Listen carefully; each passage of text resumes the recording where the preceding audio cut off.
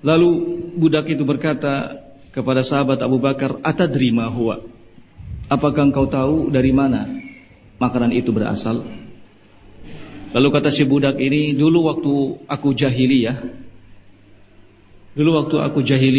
aku seorang yang biasa membantu orang lain melalui ilmu perdukunan. Kemudian ada seorang laki-laki yang menjadi pasienku. Ketika aku bertemu dengannya, ia kemudian memberikan sesuatu dari makanan yang kau makan. Mendengar itu, maka sahabat Abu Bakar As-Siddiq radhiyallahu taala anhu kemudian memasukkan jari telunjuknya ke dalam mulutnya, berupaya agar muntah, agar makanan yang telah dimakannya tadi keluar kembali. Ini sahabat Abu Bakar, luar biasa. Sangat tidak ingin jika ada makanan yang tidak halal masuk ke dalam perutnya. Bahkan dalam riwayat lain beliau radhiyallahu taala anhu mengatakan, kalau seandainya makanan ini tidak bisa keluar kecuali dengan keluarnya nyawaku, maka aku akan lakukan. Demikian halnya dengan sahabat Umar ibn Khattab radhiyallahu taala anhu. Umar ibn Khattab radhiyallahu taala anhu minum susu pada suatu ketika. Beliau sangat kagum dengan susu yang diminumnya.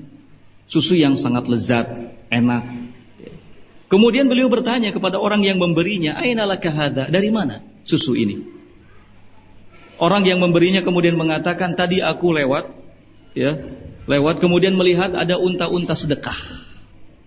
Lalu aku peras susunya dan aku bawa kemari."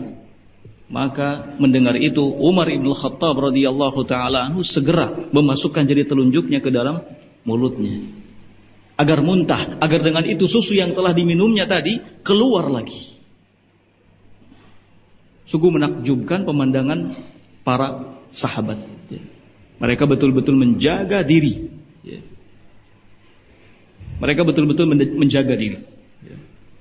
Mereka tidak berambisi untuk bisa menikmati berbagai macam jenis makanan.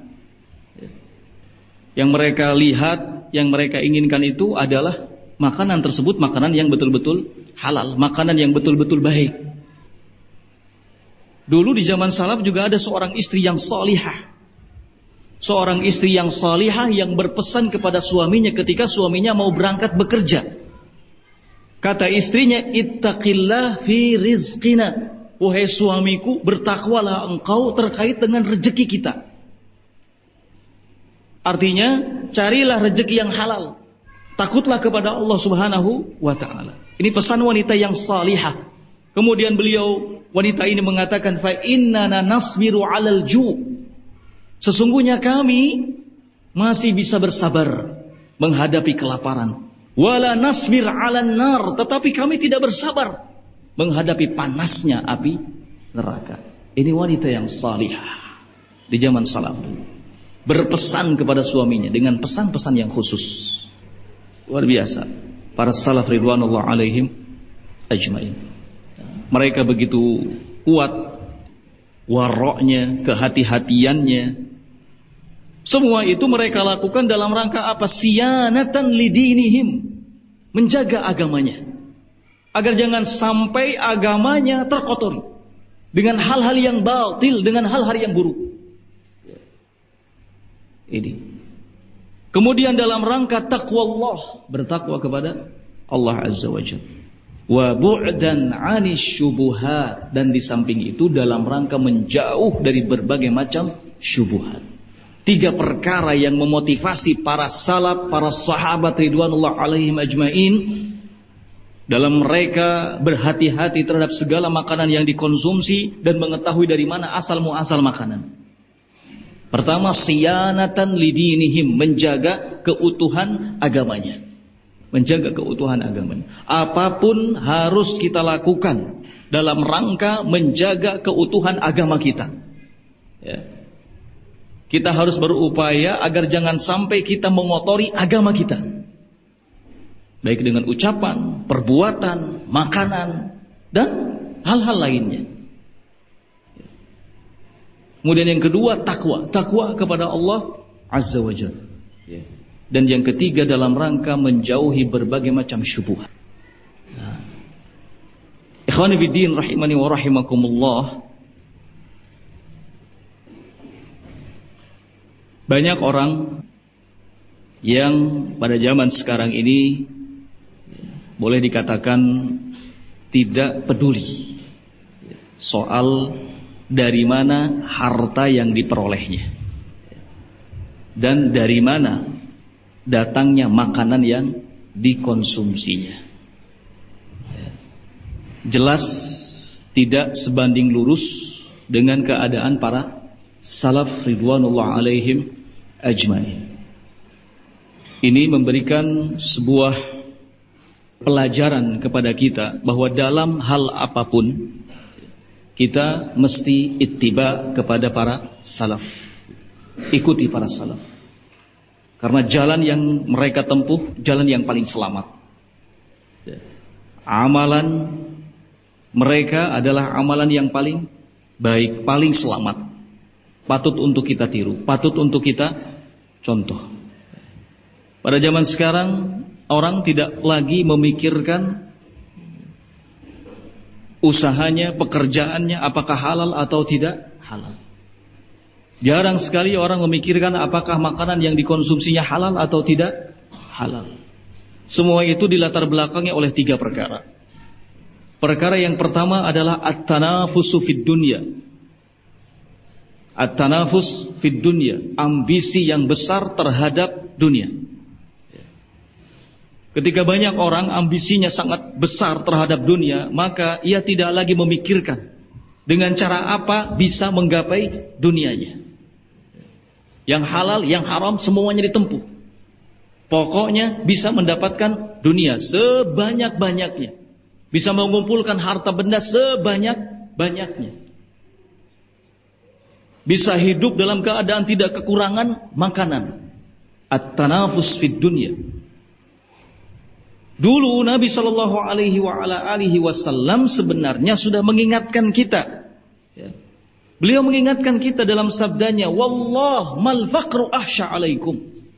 Demi Allah, bukan kefakiran yang aku khawatirkan atas kalian. Mengapa kalian mengkhawatirkan kefakiran? Mengapa kalian mengkhawatirkan kurang dalam urusan dunia kalian? Wallah, demi Allah, bukan itu yang aku khawatirkan, kata Nabi Sallallahu Alaihi Wasallam. Walakin akhsha, akan tetapi yang aku khawatirkan itu adalah antubsat alaikumud dunya, dibentangkan dunia di hadapan kalian. Dibukakan urusan dunia di hadapan kalian sehingga kalian tergiur, kemudian kalian berambisi, berlomba-lomba untuk mendapatkannya hingga kalian celaka sebagaimana orang-orang sebelum kalian telah celaka karena itu.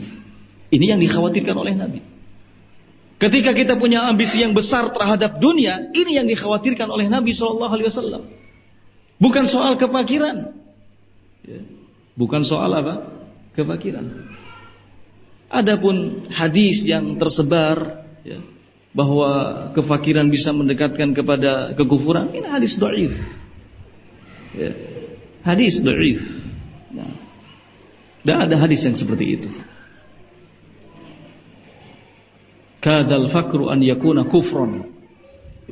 Kefakiran bisa mendekatkan kepada kekufuran. Ini hadis dhaif, bahkan bukan hadis. Jadi Nabi SAW tidak mengkhawatirkan umatnya kekurangan dalam urusan dunia, karena bukan itu yang dikejar, bukan itu tujuan utamanya. Ketika banyak orang yang ambisinya mulai besar terhadap dunia, maka ini semua akan menutup matanya. Tidak akan peduli lagi soal dari mana harta bendanya didapat. Dengan cara apa bisa meraih dunianya. Waliyadzubillah. Ini yang pertama. Kemudian yang kedua, ittiba'us syahawat. Mengikuti syahwat, mengikuti syahwat. Nah, di awal tadi kita membaca firman Allah Subhanahu wa taala di mana Allah mengingatkan kita, zuyyina lin-nasi hubbu asy-syahawat. dijadikan indah dalam pandangan manusia kecintaan kepada syahwat. Allah Subhanahu wa taala tidak hanya sekedar mengabarkan, tetapi Allah mewanti-wanti kita agar waspada. Ketika dalam diri kita ada naluri, ketika dalam diri kita ada tabiat untuk mencintai syahwat, maka hati-hati. Ya, hati-hati. Karena banyak orang yang cenderung mengikuti syahwatnya, akhirnya tidak lagi peduli terhadap harta benda yang dimilikinya, dengan cara apa dia memilikinya, tidak lagi peduli dengan soal kualitas makanan yang dikonsumsinya. Yang penting ambisi pribadi bisa terpenuhi. Yang penting keluarga, anak, istri tidak kelaparan. Ya. Dan di zaman sekarang fitnah yang paling besar adalah fitnah syahwat. Di samping fitnah syubhat. Fitnah syahwat itu meliputi fitnah wanita, fitnah harta benda, fitnah keluarga, fitnah anak. Nah, di mana semua fitnah ini mampu memalingkan seseorang dari jalan Allah Subhanahu wa taala, menjauhkan seseorang dari ketaatan kepada Allah Azza wa Jalla.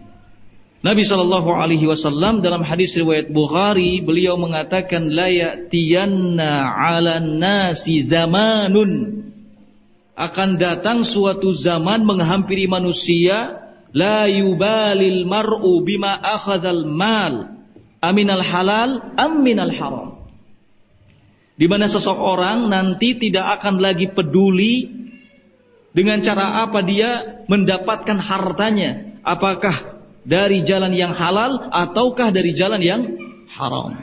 Sudah diberitahukan jauh-jauh hari sebelumnya oleh Nabi SAW. Maka kita harus waspada, jangan sampai kita termasuk ke dalam orang yang diberitakan oleh Nabi, yang tidak pernah peduli dari mana mendapatkan hartanya, apakah dari jalan yang halal ataukah dari cara yang haram. Waliyadzubillah.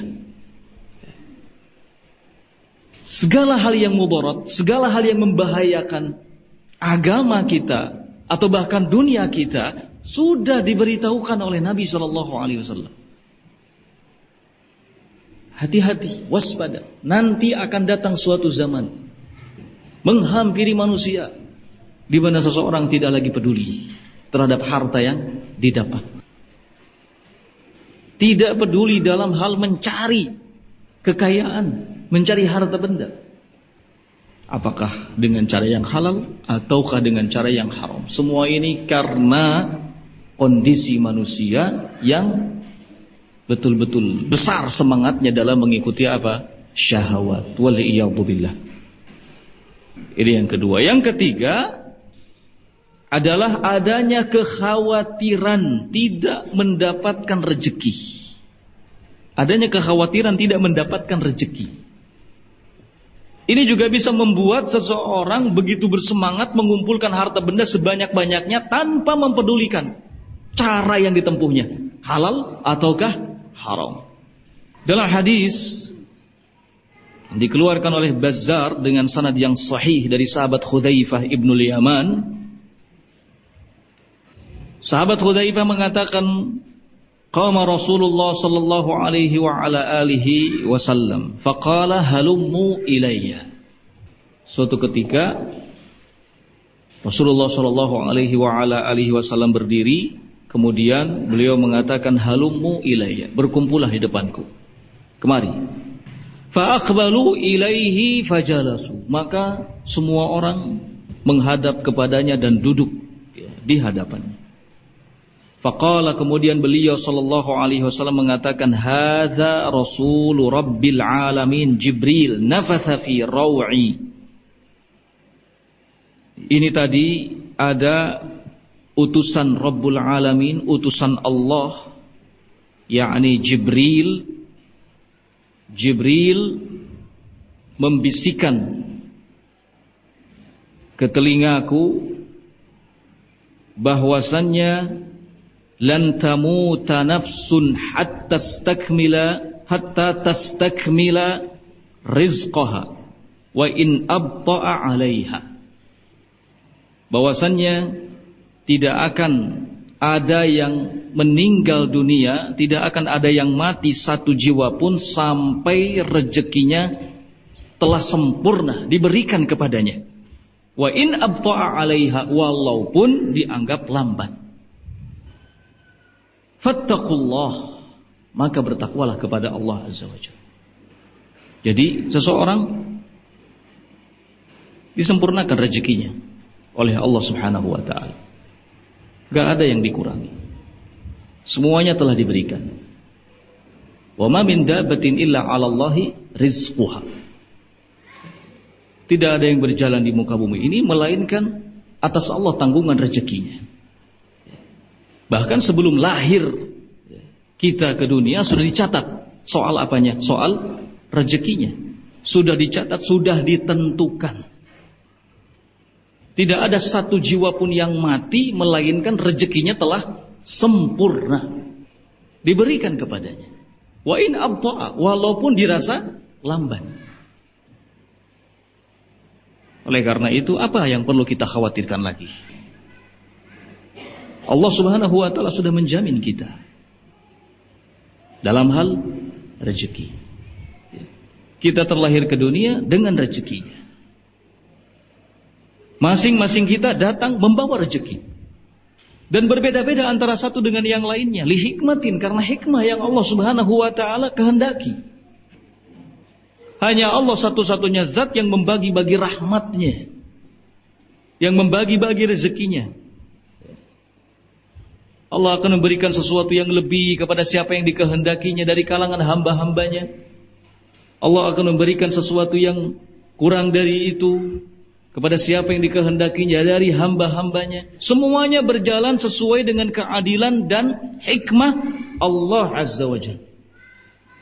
Jangan sampai ada perasaan dalam diri kita bahwa rezeki kita belum sempurna. Jangan pula sampai mengatakan rezeki si fulan yang kemarin meninggal dunia itu belum sempurna, karena hidupnya selalu miskin dan kekurangan. Ini namanya su'udzan billah, berburuk sangka kepada Allah Azza wa Jalla. Ketika seseorang dipanggil oleh Allah meninggal dunia, berarti segala sesuatunya sudah sempurna diberikan kepadanya. Masa hidupnya sempurna diberikan kepadanya, rezekinya sempurna diberikan kepadanya. Ya.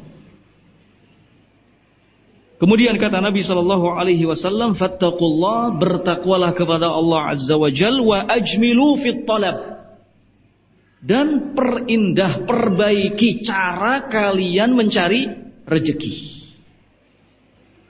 Perbagus cara kalian mencari rezeki.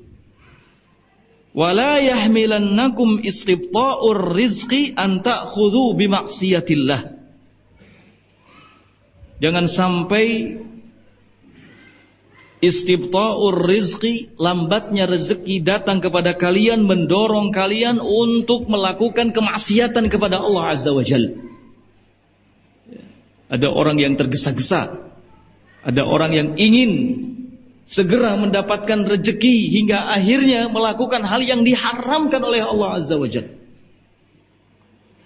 Kita butuh sabar, ya. Kita butuh upaya, butuh bekerja keras. Yang dengan cara itu Allah memberikan rezeki kepada kita. Tidak perlu tergesa-gesa, ya. Tidak perlu berkeluh kesah. Segala macam hal yang berhubungan dengan rezeki itu sudah ada dalam ketetapan dan ketentuan Allah Azza wa Jalla. I'malu fasayarallahu amalakum. Tugas kita itu hanya beramal, bekerja. Allah yang akan melihat pekerjaan kalian. Ya. Sekalipun kita bersungguh-sungguh mencari rezeki 1 kali 24 jam tanpa istirahat, kalau penghasilannya misalnya 50%, ya sudah, tetap 50%. Itu yang sudah ditetapkan oleh Allah Subhanahu wa taala. Dan sebaliknya, sekalipun kita tidak gunakan semua waktu kita untuk bekerja, kalau Allah memberikan rezeki lebih kepada kita, maka kita akan mendapatkannya. Tidak perlu takut, tidak perlu khawatir. kita harus selalu menampakkan keikhlasan kepada Allah Azza wa Jalla. Qanaa'ah, selalu merasa cukup dengan segala hal yang diberikan oleh Allah Subhanahu wa ta'ala. Jangan sampai telatnya datang rezeki kepada kita mendorong kita untuk melakukan kemaksiatan kepada Allah Azza wa Jalla. Banyak orang yang tidak sabar dengan kefakiran, banyak orang yang tidak sabar dengan kemiskinan, banyak orang yang tidak sabar dengan kelaparan. Hingga akhirnya mencari jalan pintas. Ingin kaya dengan segera. Kalau ingin kaya dengan segera kan mudah sebenarnya. Ya, lakukan semua hal yang haram. Kaya dengan cepat. Nggak usah lihat riba atau tidak ada riba. Nggak usah lihat halal atau tidak halal. Sudah, tempuh saja, insya Allah kaya. Ya. Nggak usah lihat kanan dan kiri. Sudah, nggak usah pedulikan omongan orang. Semua hal yang dilarang oleh Allah Subhanahu wa ta'ala tempuh, jalani. Kaya. Ya. Nas'alullah subhanahu wa ta'ala as-salamata wal afiyah. Kita mohon kepada Allah Subhanahu wa ta'ala keselamatan dalam hal ini. Nah. Khonafidin rahimakumullah, kesulitan apapun yang menimpa kita itu sifatnya hanya sementara. Kalaupun kita dihadapkan kepada kesulitan hari ini, maka esok belum tentu. Bisa jadi Allah Subhanahu wa ta'ala memberikan kemudahan kepada kita. Jadi bersabar. Ketika dihadapkan kepada kesulitan, bersabar, banyak berdoa, introspeksi diri, berupaya. Dengan upaya-upaya yang disyariatkan oleh Allah Azza wa Jalla. Jangan ingin segera keluar dari kesulitan, kemudian melakukan jalan pintas. Ini hal yang tidak dibenarkan. Bersabar. Allah Subhanahu wa ta'ala pasti akan memberikan kemudahan. Kita harus selalu ingat firman Allah bahwa inna ma'al usri yusra. Fa inna ma'al usri yusra. Bersama kesulitan pasti ada kemudahan. Selalu begitu. Bersama kesulitan pasti ada kemudahan. Nah, nggak akan datang kemudahan tanpa adanya kesulitan. Kalau tanpa ada kesulitan nggak akan mungkin ada kemudahan. Adanya kemudahan karena ada kesulitan. Kalau kita ingin mendapatkan kemudahan, maka kita harus melewati kesulitan terlebih dahulu. Jadi bersabar. Jangan sampai lambatnya rezeki datang kepada kita mendorong kita untuk melakukan perbuatan haram, bermaksiat kepada Allah Azza wa Jalla. Kata Nabi sallallahu alaihi wasallam, fa innallaha la yunalu ma indahu illa bi ta'atihi. Karena sesungguhnya apa yang ada di sisi Allah Subhanahu wa taala itu tidak akan pernah bisa digapai, diraih illa bi ta'atihi, kecuali dengan ketaatan kepadanya. Kalau tanpa jalan itu enggak akan mungkin kita bisa meraihnya, nggak akan mungkin kita bisa mendapatkannya. Maka bekerja taat kepada Allah Azza wa Jalla. Bekerja untuk menafkahi anak dan istri adalah ibadah. Lakukan ibadah itu sebaik mungkin. Jadikan ibadah dalam mencari nafkah adalah sebuah ketaatan yang besar kepada Allah Azza wa Jalla. Jangan kotori dengan perkara-perkara yang haram. Jangan kotori dengan cara-cara yang justru bertentangan dengan syariat. Ya. Khonifuddin rahimani wa rahimakumullah. Kadang ada seorang muslim, kalau melihat amalan yang dilakukannya, Masya Allah, amalan soleh, tetapi bermudah-mudah dalam perkara-perkara yang haram. Kalau melihat amalannya, Masya Allah, nampak bagus, nampak soleh, tetapi bermudah-mudah dalam perkara yang haram. Tidak perhatian terhadap makanan yang dikonsumsinya, apakah halal atau haram. Tidak pernah peduli dengan pekerjaannya, apakah halal atau haram. Ini satu pemandangan yang tentu menyedihkan. Satu pemandangan yang tentu tidak baik. Sebagai seorang muslim, hendaknya selalu mengagungkan syariat Allah Azza wa Jalla terkait dengan hal apapun, termasuk masalah pekerjaan dan masalah makanan yang dikonsumsi. Seorang muslim harus menjadi orang yang sangat berhati-hati ketika dihadapkan kepada sebuah pekerjaan. Apakah pekerjaan ini halal ataukah haram? Harus melihat, harus mempertimbangkan. Demikian juga ketika hendak mengkonsumsi makanan. Apakah makanan ini halal ataukah haram? Seorang muslim harus menjadi orang yang betul-betul memiliki wara', kehati-hatian yang tinggi. Karena Islam mengajarkan kepada kita untuk memilih makanan, mencari pekerjaan yang halal. Bahkan Allah Subhanahu wa taala memerintahkan para rasulnya untuk itu. Ya. Dalam hadis riwayat Muslim, Nabi sallallahu alaihi wasallam bersabda, "Innallaha thayyib, la yaqbalu illa thayyiba." Sungguhnya Allah Subhanahu wa taala itu baik. Allah tidak akan menerima kecuali yang baik. Sungguh sangat disayangkan kalau ada seorang muslim amalannya bagus, ibadahnya bagus, tetapi makanan yang dikonsumsinya haram, tetapi pekerjaannya tidak halal. Apa yang bisa diharapkan? Apa yang bisa membantunya untuk bisa selamat nanti pada hari kiamat? Amalan-amalan yang dilakukannya menjadi sesuatu yang tidak berguna sama sekali. Kenapa? Karena Allah itu thayyib, Allah itu indah, Allah itu baik. La yaqbalu illa thayyibah. Tidak akan menerima kecuali yang baik. Hanya yang baik-baik saja yang akan diterima oleh Allah Subhanahu wa taala.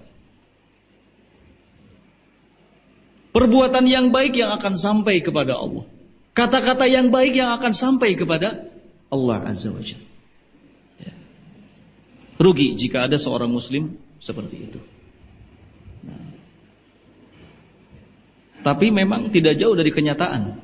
Ada saja seorang muslim yang sebetulnya soleh, baik, tetapi kurang perhatian dalam hal ini. Maka ini hendaknya menjadi renungan bagi kita bersama untuk memperbaiki terus kualitas makanan kita, ya, memperbaiki pekerjaan yang kita jalani. Nah, jangan sampai kita memberi makan kita, anak istri kita dari jalan yang tidak halal. Innallaha thayyibun la yaqbalu illa thayyiban. Wa innallaha amaral mu'minin bima amara bihil mursalin. Sesungguhnya Allah Subhanahu wa taala telah memerintahkan kepada orang-orang yang beriman sebagaimana telah Allah perintahkan kepada para rasul. Apa yang Allah perintahkan kepada para rasul? Ya ayyuhar rusul, wahai sekalian para rasul, kulu minat thayyibat. Makanlah makanan yang baik-baik, makanan yang halal.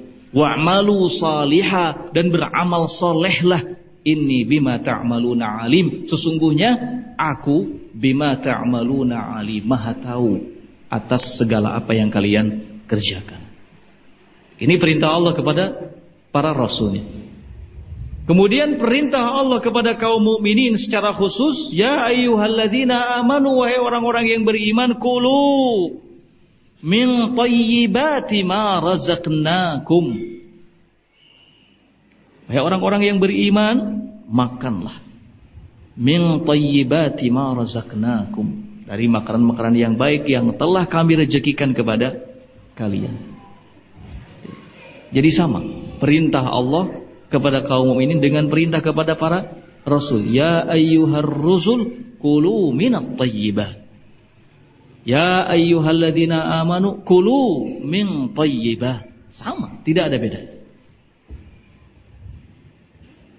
Kemudian Nabi Shallallahu Alaihi Wasallam menyinggung soal keadaan seorang laki-laki yang yutilus safar, seorang laki-laki yang melakukan perjalanan jauh sehingga badannya berdebu, rambutnya acak-acakan, yamuddu yadaihi ilas sama, lalu ia berdoa mengangkat kedua tangannya ke atas sambil mengucapkan ya Rabb, wa mat'amuhu haram, sementara makanannya haram, wa mashrabuhu haram, minumannya haram, wa ghuddiya bil haram, dan dia selalu diberi dari hal-hal yang haram, fa anna yustajabulah, maka mana mungkin doanya itu akan diterima.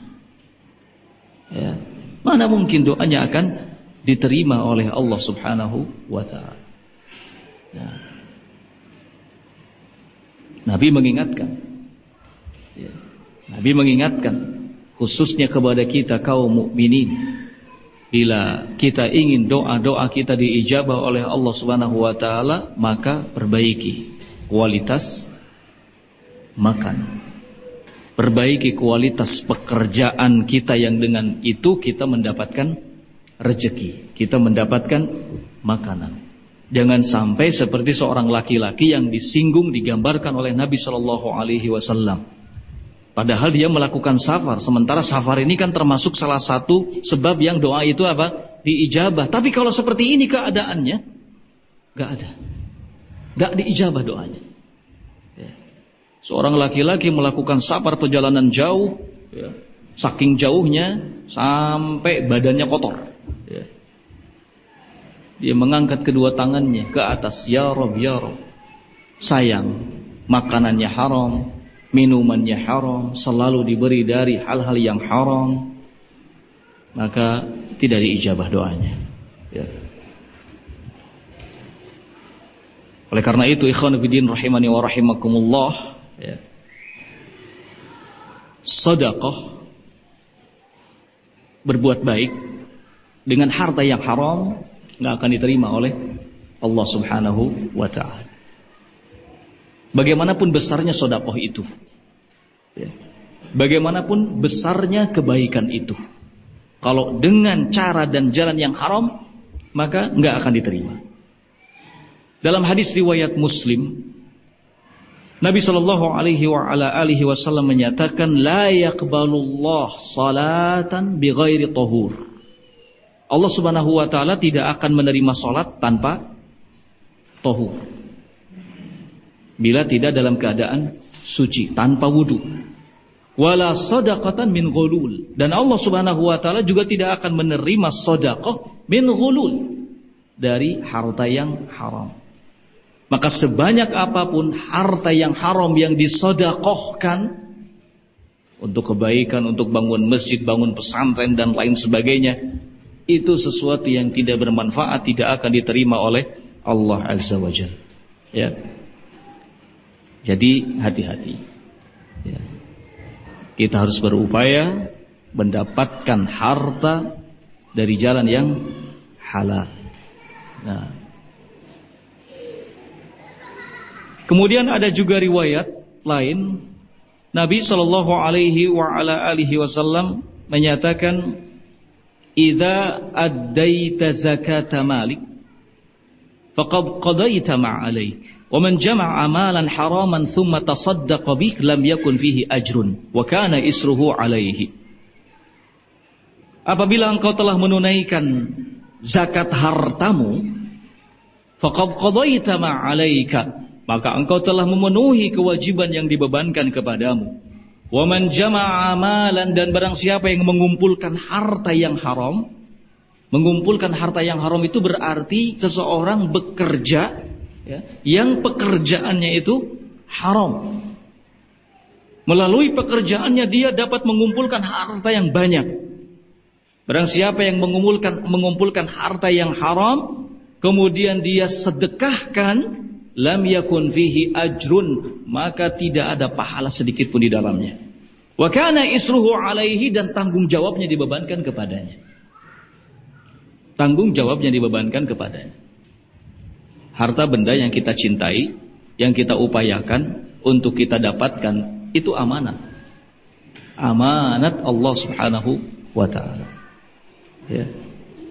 Artinya ketika kita sudah mendapatkannya dengan cara yang halal, maka ada hak dari harta tersebut untuk disedekahkan, untuk infakkan. Nah,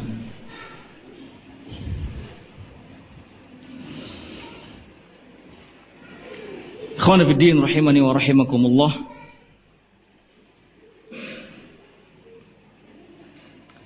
Harta adalah amanat. Kita akan dimintai pertanggungjawabannya oleh Allah Subhanahu wa taala. Dari mana kita memperoleh? Allah akan bertanya, mempertanyakan kepada kita. Nah, dalam hadis Nabi sallallahu alaihi wasallam menyatakan, la tazulu qadama 'abdin yaumal qiyamah hatta yus'alu an arba'. Kedua kaki seorang hamba nanti pada hari kiamat itu tidak akan bergeser, nggak akan bergeser sampai ditanyakan kepadanya 4 perkara. Salah satu dari 4 perkara itu adalah an malihi min aina iktasabahu wa fima anfaqahu. Soal hartanya, dari mana dia peroleh? Min aina iktasabahu, dari mana dia peroleh, dengan cara apa dia dapatkan? Wa fima anfaqahu, dan dalam hal apa dia infakkan. Input dan outputnya, pemasukan dan pengeluarannya, itu akan ditanyakan oleh siapa? Oleh Allah Subhanahu wa ta'ala. Dari mana ini kamu mendapatkan harta? Kemana kamu infakkan, sedekahkan hartamu? Ini yang pertama, akan ditanyakan oleh Allah Subhanahu wa ta'ala. Dalam keadaan semua kita tidak bisa lagi berdusta, mengelak. Kalau di dunia bisa saja dengan mudah kita berdusta, kita mengelak, ditanya oleh seseorang, ini halal, ini haram tidak, ini halal. Mudah, bisa. Kita bisa melakukan cara apapun agar kita selamat dari pandangan negatif dari orang lain.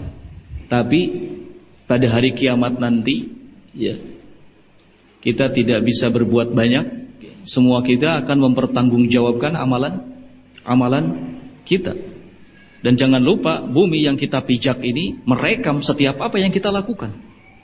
Sampai nanti Allah Subhanahu wa ta'ala akan memerintahkan kepada bumi itu untuk mengabarkan semua yang pernah kita lakukan.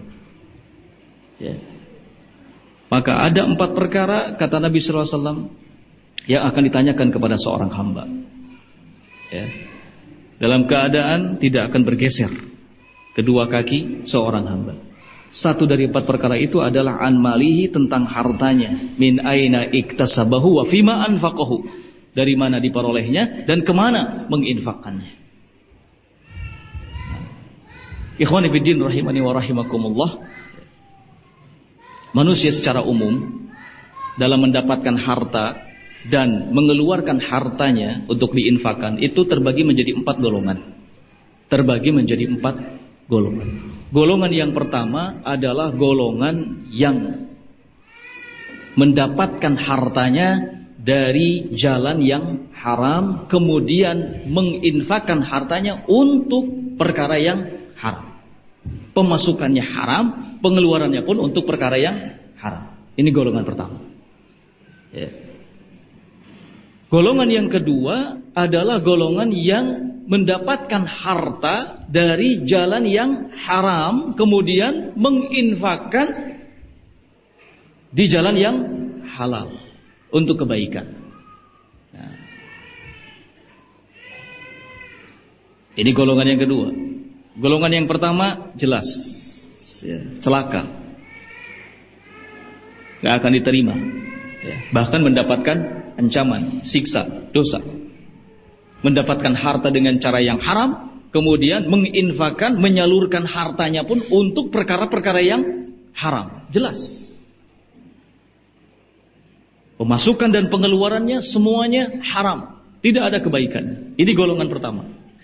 Golongan yang kedua tadi, golongan yang mendapatkan hartanya dengan cara yang haram, tapi kemudian menginfakkannya untuk hal-hal yang halal, hal-hal yang baik. Ini seperti yang sudah kita singgung tadi, ya. Bersedekah untuk perkara yang kalau yang kita singgung tadi mendapatkan harta yang haram, bersedekah untuk yang apa? Halal, iya. Nah, untuk pembangunan masjid misalnya, untuk pembangunan pesantren. Ini juga sama, enggak akan diterima oleh Allah Subhanahu wa taala. Laisa fihi ajrun, enggak ada pahalanya sama sekali. Golongan kedua. Golongan yang ketiga adalah golongan yang mendapatkan harta dari jalan yang halal, kemudian menginfakannya untuk hal-hal yang haram. Pendapatannya halal, Masya Allah, baik, tetapi hartanya ini dihambur-hamburkan, dikeluarkan untuk perkara-perkara yang batil, perkara-perkara yang jelek, kemaksiatan, kebid'ahan, dosa besar dan lain sebagainya. Ini harta yang dimilikinya tidak berkah, tidak akan lepas dari pertanggungjawaban, ya, yang akan dituntutkan kepadanya.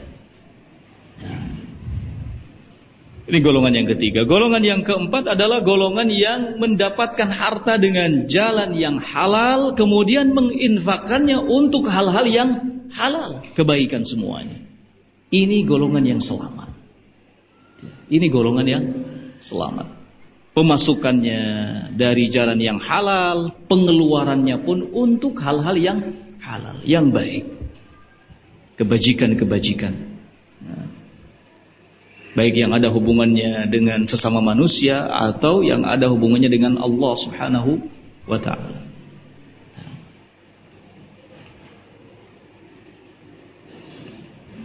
Keempat golongan manusia itu tadi akan ditanya oleh Allah Subhanahu wa ta'ala. La tazulu qadama 'abdin hatta yaumal qiyamah hatta yus'al an arba'. Enggak akan bergeser kedua kaki seorang hamba pada hari kiamat sampai ditanyakan kepadanya 4 perkara. Yaitu tentang apa? Hartanya. Min aina iktasabahu, dari mana dia memperolehnya. Wa fima anfaqahu, dan untuk apa dia infakkan, keluarkan. Nah, kita harus berupaya menjadi golongan yang keempat, yang mendapatkan harta dari jalan yang halal, kemudian menginfakkannya, mensedekahkannya, menunaikan hak harta dalam perkara-perkara yang baik. Karena harta adalah amanah. Nah,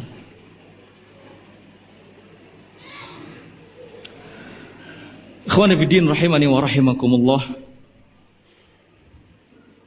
Dari semua uraian tadi, maka setidaknya ini menjadi renungan, muhasabah, ya, bagi kita agar kita terus belajar menanamkan sifat qanaah dalam diri. Nah, menanamkan sifat qanaah dalam diri, dan kita harus sadar bahwa perhiasan dunia apapun itu bentuknya, ya, adalah sesuatu yang sepele, sesuatu yang kecil. Allah Subhanahu wa ta'ala mengingatkan dalam firman-Nya, "Qul mata'ud dunya qalil." Ya, katakanlah bahwasanya perhiasan dunia itu sesuatu yang sedikit. Wal akhiratu, sedangkan kehidupan akhirat, khairul liman ittaqa, adalah sesuatu yang paling baik bagi siapa yang bertakwa kepada Allah Azza wa Jalla. Ya. Kita juga harus sadar bahwa kita tidak akan hidup selamanya di dunia. Tujuan utama kita adalah kehidupan akhirat. Maka jangan tergesa-gesa untuk mendapatkan kesenangan di dunia. Ya. Jangan tergesa-gesa untuk mendapatkan kesenangan di dunia. Ya. Bersabar, ya. Banyak berdoa kepada Allah Azza wa Jalla. Tanamkan sekali lagi sifat qanaah. Selalu, ya, merasa cukup dengan rezeki yang Allah Subhanahu wa ta'ala berikan. Dulu orang-orang bijak, ya, mengatakan Al-qana'atu kanzun la yafna. Qana'ah itu adalah perbendaharaan harta la yafna yang tidak akan pernah ada habisnya. Ya. Kita akan menjadi orang yang kaya ketika kita memiliki sifat qana'ah. Kita akan menjadi orang yang kaya ketika kita memiliki sifat qana'ah. Ya. Selalu nerima, selalu merasa cukup dengan apapun yang hadir dalam kehidupan kita. Nah, Nabi SAW dalam hadis riwayat Muslim, beliau mengatakan, rahimallahu abdan, Allah subhanahu wa ta'ala merahmati seorang hamba aslama lillah, yang selalu berserah diri kepada Allah, wa ruziqa kifafan, dan diberi rezeki yang cukup, ya.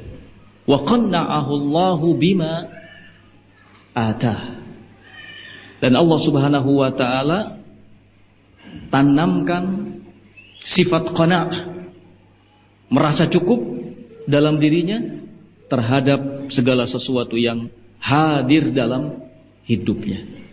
Nah, ikhwan fillah rahimani wa rahimakumullah, tujuan kita hidup di dunia bukan bagaimana kita bisa menjadi orang yang kaya, ya, bisa kecukupan dalam hidup, akan tetapi tujuan kita hidup di dunia adalah untuk beribadah. Adapun dunia, harta benda adalah sebagai wasilah saja, ya.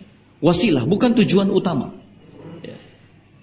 Jangan sampai dibalik, ya. Jangan sampai kita jadikan dunia ini sebagai tujuan utama, sedangkan ibadah sekedar wasilah.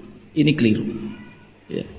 Jadikan tujuan utama ibadah, sedangkan urusan-urusan dunia yang menyangkut harta benda, pekerjaan dan lain sebagainya, itu wasilah, agar kita bisa memiliki kekuatan untuk menjalankan ibadah kepada Allah Azza wa Jalla. Ikhwani fillah rahimani wa rahimakumullah, para ulama, ya, para ulama kita, mereka telah menyebutkan ada beberapa perkara yang penting untuk kita ketahui dan kita amalkan, agar dengan itu Allah subhanahu wa ta'ala memberikan kemudahan kepada kita untuk mendapatkan rezeki yang halal, ya, mendapatkan rezeki yang halal dan diberi kecukupan olehnya. Nah, di antara perkara-perkara tersebut adalah yang pertama al-istighfar wa taubah, memperbanyak istighfar dan taubat, ya. Memperbanyak istighfar dan taubat.